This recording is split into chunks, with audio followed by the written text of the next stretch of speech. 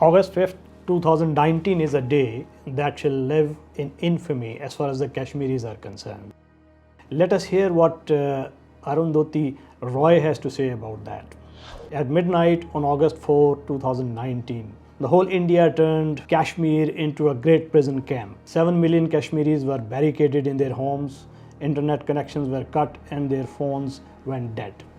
Now, this is said by Arundhati Roy, and Kashmir remains in chain after 3 years of illegal annexation by India. The Indian illegally occupied Kashmir presents a picture of discontent and human suffering after 3 long years.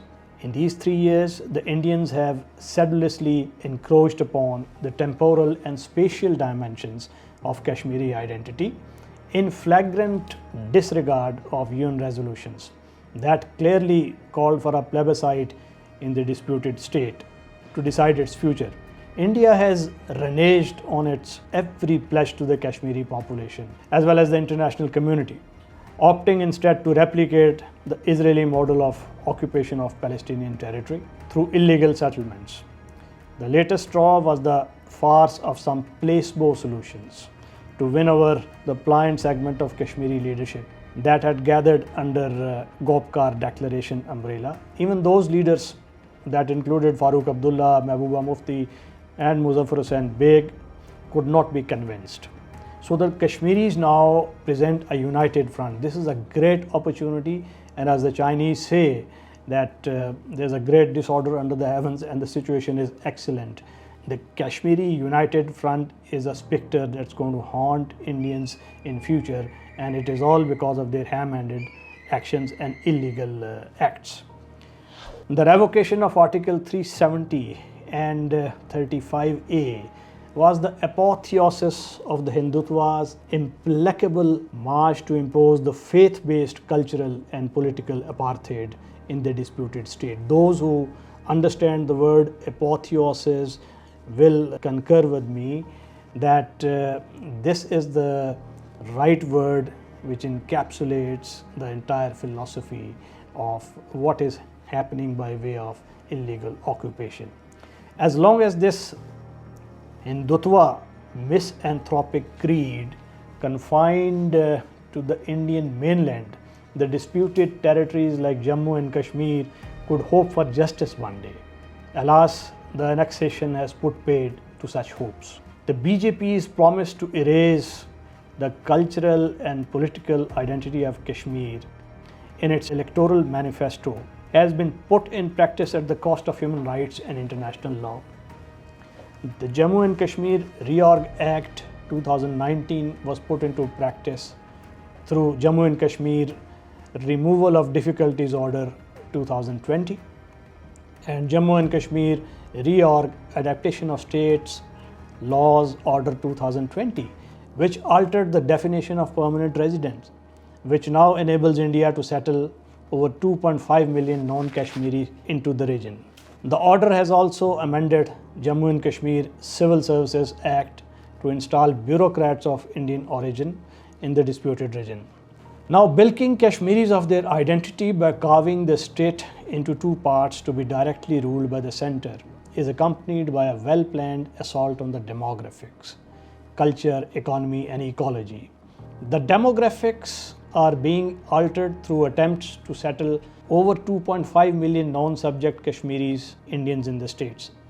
The gerrymandering of electoral constituencies is being done through collusion of newly posted civil servants of Indian origin in the state to steal their next elections.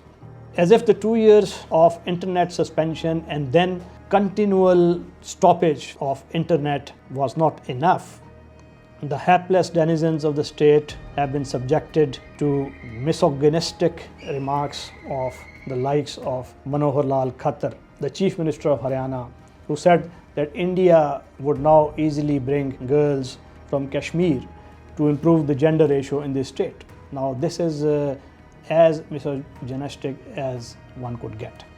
The Jammu and Kashmir citizens have now been declared Indian citizens, besides forcing them to fly Indian flag.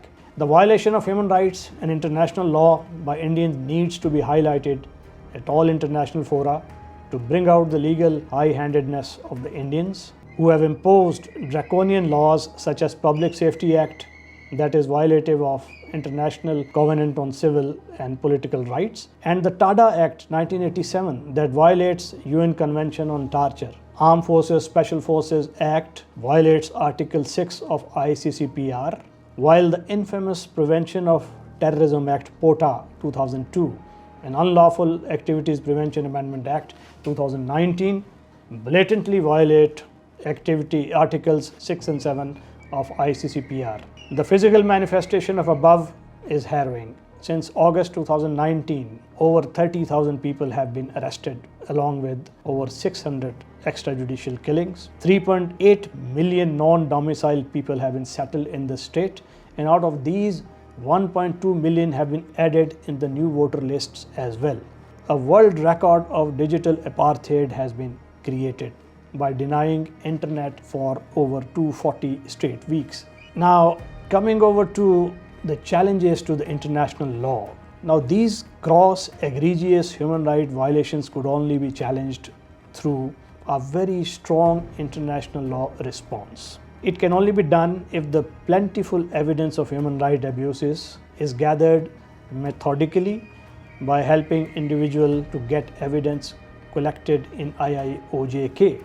The criminal liability of those who authorized an illegal act needs to be established through meticulously prepared dossiers. Affidavits need to be obtained by affected people who should come up with depositions against the perpetrators of crimes in courts of law. The evidence needs to be packaged properly so as to attract the liability provisions of genocide as per the UN Genocide Convention. There is another opportunity for declaring Indian Army as an occupation force in the light of disputed nature of the state of Jammu and Kashmir by linking their brutal acts to war crimes. The universal jurisdiction of national courts could also be invoked, wherein the domestic laws allow the individuals to be prosecuted for crimes against humanity in national courts.